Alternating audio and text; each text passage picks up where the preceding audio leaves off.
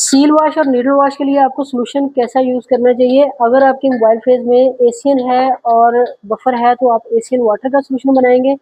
40-60 की रेशियो से 40 आपका एशियन होगा, 60 वाटर होगा। और अगर आपकी मोबाइल फेस ये आप अपने सील वॉश और नीडल वॉश वाले रिजर्वायर में लगाएँगे। अगर आप देखें तो यहाँ पे आपकी अगर आपकी मोबाइल फेस के अंदर मेथनॉल है तो आप मेथनॉल वाटर 40-60 40 मेथनॉल 60 वाटर लगाएँगे। ये आपकी जो ग्रीन कलर में होती है ये सील वॉश की होती है और व्हाइट वाली जो है ये निडल वॉश के लिए होती है। तो आपने सील वॉश और निडल वॉश इन्हीं दोनों के साथ लगानी होती है। ये आपका रिजर्वायर हमेशा एक्स्ट्रा होता है, जितने भी आपके रिजर्वायर तो आप दोनों सॉल्यूशन प्रिपेयर करके रखेंगे। आपका मेथड जो है, टेस्ट मेथड जो है अगर मेथनॉल के साथ है तो मेथनॉल वाला आप यूज़ करेंगे वॉशिंग सॉल्यूशन और अगर एशियन के साथ है तो एशियन वाला वॉशिंग सॉल्यूशन यूज़ से पहले आप इसकी सील वॉश करेंगे। इसी सॉल्यूशन के साथ यहाँ आप डायग्नोसिस पे जाते हैं, जाके आप सील वॉश और निडल वॉश की दोनों की ऑप्शन है। ये प्राइम सील वॉल की ऑप्शन है। आप सील वॉश करेंगे, ये ऑटोमेटिकली बंद होगी जब आप स्टार्ट कर देंगे इस तरह से। आप इसको स्टार्ट करेंगे तो ये रन होगी, ऑटोमेटिकली इसने बंद होना है। आप इसको खुद भी हाल्ट कर सकते हैं, तकरीबन 25 टू 30 मिनट लेती है। आप इसको खुद से हाल्ट कर सकते हैं, यहाँ से हाल्ट का बटन प्रेस करके 10-15 मिनट के लिए करके और क्लोज कर सकते हैं। इसी तरह प्राइम नीडल वॉश, ये इस बटन के नीचे आप प्रेस करेंगे और इसको आप स्टार्ट करेंगे। ये ऑलमोस्ट 30 सेकंड की होती है तो आप इसको चलने दीजिएगा प्रॉपरली, खुद ब खुद ये बंद हो। आप इसको भी हॉल्ट कर सकते हैं और दोबारा से चला सकते हैं। तो आपने जब भी अपना टेस्ट चलाना है उससे पहले आपने एशियन वाटर या मेथनॉल वाटर दोनों में से जिसमें भी अपने सील नीडल वॉश की आपने रिजर्वायर यूज़ करना है, जो आपके मेथड में है वही वाला यूज़ करना है। इस तरह आपकी आरएसडी बहुत अच्छी आएगी, आपकी नीडल सही से वॉश होएगी, सही से क्लियर होगी। अगर आप एशियन यूज़ कर रहे हैं मोबाइल फेस में और मेथनॉल वाले में करेंगे तो वो आपके रिजल्ट्स थोड़े एम्बिगुअस आएंगे। इस तरह से ये जब ये मुकम्मल हो जाएगी तो ऑटोमेटिकली क्लोज़ का ऑप्शन हाईलाइट हो जाएगा और आप इसको क्लोज़ कर सकते हैं या आप इसको स्टार्ट अगेन कर सकते हैं। यहाँ पे स्टार्ट का ऑप्शन हाईलाइट हो जाएगा इसके कंप्लीट होते ही।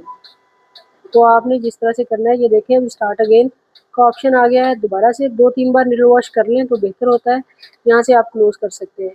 ये आपका सील वॉश और निडल वॉश वाला पोर्शन मुकम्मल हो चुका है। आप इसको सिर्फ इतना ही करेंगे। सील और निडल वॉश कर ली है, करने के बाद आप मेन्यू पे जाएँगे, इसको एग्ज़िट करेंगे, एग्ज़िट करके मेन्यू पे क्लिक करेंगे तो आपकी ये विंडो आ गई। अब आपने देखना है कि आपको इसकी प्राइमिंग लगानी है, वो चाहे आपका आरए डिटेक्टर है, चाहे आपका पीडीए डिटेक्टर है या यूवी डिटेक्टर है। पर्जिंग हमेशा होती है बेसिकली आपके पंप की।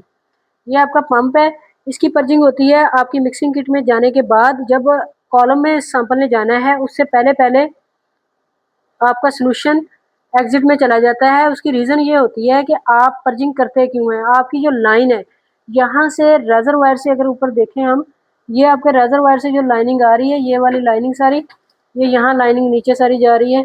इस लाइनिंग के अंदर कोई बबल ना रह जाए, कोई एयर बबल आ जाए या कुछ भी हो, जो पिछला मटेरियल है वो आपका सॉल्वेंट अंदर रन कर रहा होता है तो आप पर्जिंग या प्राइमिंग इसलिए करते हैं कि वो सारा सॉल्यूशन वेस्ट में जाए और आपका सॉल्वेंट उसमें आ जाए और लाइनिंग बिल्कुल क्लियर हो जाए।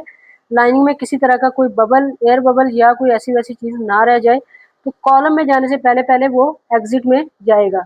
आप इसको करते किस तरह से हैं हम देख लेते हैं। हर सिस्टम में एक ही तरीकाकार है। जैसे ऊपर आते हैं हम इसको देखते हैं ज़रा कि आप डायरेक्ट फंक्शन में जाएंगे, यहाँ से आपका थर्ड ऑप्शन है वेट प्राइम के नाम से, आप इसको ओके करेंगे।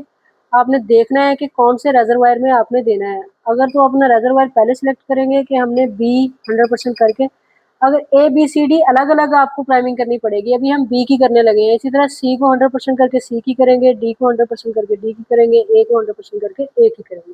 जो आपने सेलेक्ट किया होगा उसी की वेट प्राइमिंग होगी। आप दोनों को 50-50 दे के टाइम ज़्यादा दे सकते हैं।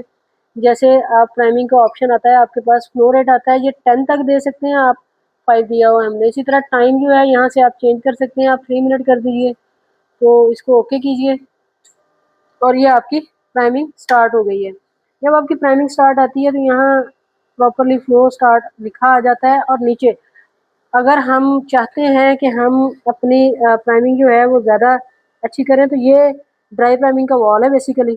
अगर आप प्राइमिंग के दौरान इसको ओपन कर देंगे अगर कुछ साल्ट वगैरह यहाँ डिपॉज़िट होगा तो वो भी निकल जाएगा।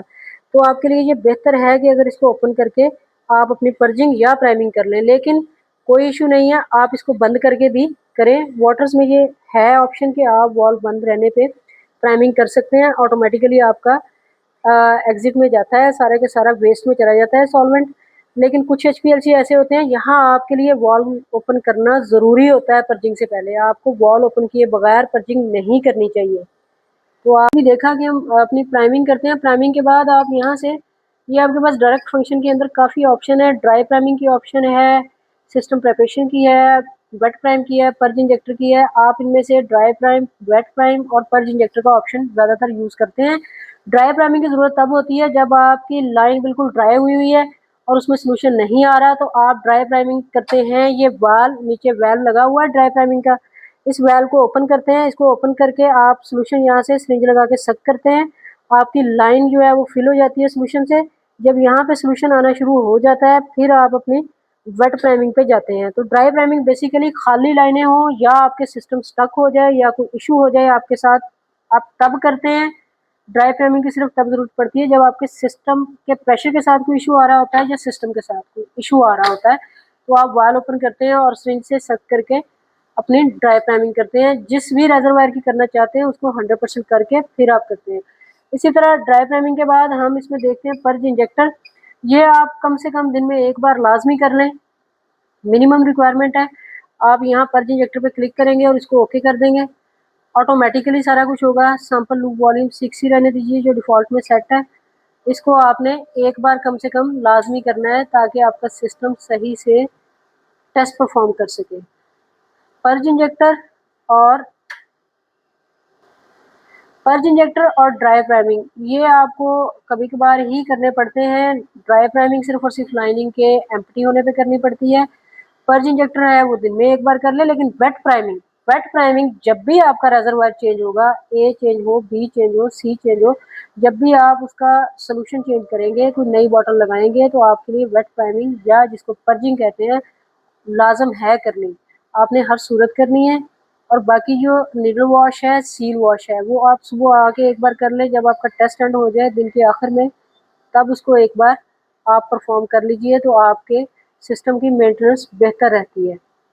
बाकी निडल वॉश तो आपके हर इंजेक्शन से पहले हमेशा ऑटोमेटिकली होती है। आप डबल भी दे सकते हैं, एक्सटेंडेड भी दे सकते हैं, वो डिफरेंट ऑप्शंस होती हैं आपके मेथड सेट में, वो ऑटोमेटिकली भी बेसिकली होती रहती है। तो सील वॉश कंपल्सरी है आपके लिए कि आप हर सूरत करेंगे तो आपका सिस्टम बेहतर परफॉर्म करेगा। Thank you.